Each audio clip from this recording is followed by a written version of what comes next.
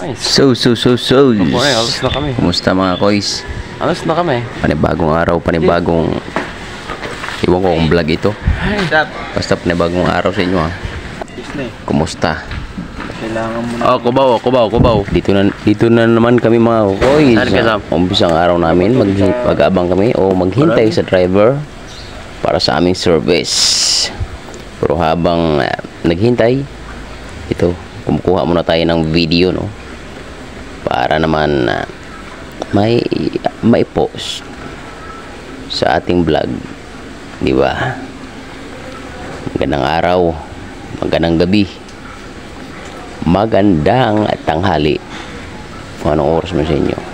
At dito na nga mga kois, nag-uumpisa na ang kayod kalabaw ni Mr. Jukon.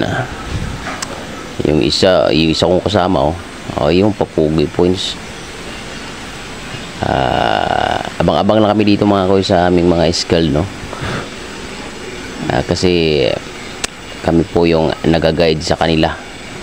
I mean, kami po ang taga-alalay kung ano ang iutos. Okay, kayo. Ayun, no? Si Mr. Danilo, ang isa sa mga puging skilled. Pero habang nagbe-video tayo dito mga kola, tayo wala namang inutos ang ating mga skilled. So ang ibuhos na natin mga kuys ang 100% sa trabaho, no? At nandito na nga, pauwi na kami sa aming barracks. Nagpila na kami sa biometric, no? Kaya ito, tumatakbo na ako pababa sa hagdan kasi paunahan na ito sa service. So binilisan ko na dito, inunahan ko ng mga engineer, no? Pero hindi naman sila kasabay sa service kasi ibang way sila. Kami lang mga trabahador ang meron. Okay, at dito na nga, pagdating sa labas, kalat na kami dito. Hindi namin alam kung saan paparada yung service.